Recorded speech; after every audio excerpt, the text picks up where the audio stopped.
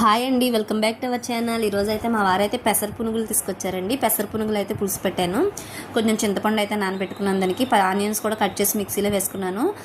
ఇప్పుడైతే ఫ్యాన్ పెట్టేసుకొని ఆయిల్ వేసుకొని కొంచెం ఒక 4-5 వెల్లుల్లిపాయ రెబ్బలు అయితే నేను ముక్కలుగా కట్ చేసి వేసుకున్నానండి. తొక్కలు తీసేసి అందులోనే కొంచెం అంత కరివేపాకు, 4 పచ్చిమిరకాయలు, 1 టీ స్పూన్ జీలకర్ర కూడా వేసుకొని ద్వారగా ఫ్రై చేసుకోవాలి. అవి ఫ్రై అయిపోయాక మనం మిక్సీ పెట్టుకున్న ఆనియన్ పేస్ట్ కూడా వేసేసుకోవడమే.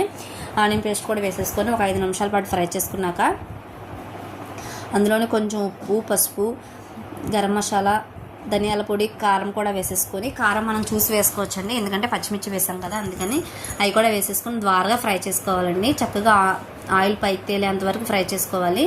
దగ్గరగా ఉంటేనే పులుసు అయితే చాలా చక్కగా బాగుంటుందండి. అవి ఫ్రై అయిపోయాక మనం ఒక చింతపండు నానబెట్టుకున్నాం కదండి, నానబెట్టుకున్న పులుసు కూడా వేసేసుకోవడమే. వేసేసుకొని ఒక 5 నిమిషాల పాటు మరిగాక అప్పుడు మరుగుతున్నప్పుడు మనం పెసర పునుగులు అయితే వేసుకోవాలండి. కొంచెం పులుసు ఎక్కువగానే వేసుకోవాలి, ఎందుకంటే పెసర పునుగులు బాగా పీల్చేసుకుంటుంది వాటర్ని. అందుకని చక్కగా ఎక్కువగా వేసుకొని కొంచెం పలచగా ఉన్నప్పుడే మనం పులుసు అయితే స్టవ్ ఆఫ్ చేసేసుకోవాలండి. ఇదిగోండి, ఇలా ఉన్నప్పుడైతే మనం కొంచెం కొత్తిమీర వేసుకొని స్టవ్ ఆఫ్ చేసేసుకోవచ్చు. అంతే అండి. నా వీడియో నచ్చితే సబ్స్క్రైబ్ చేసుకోండి.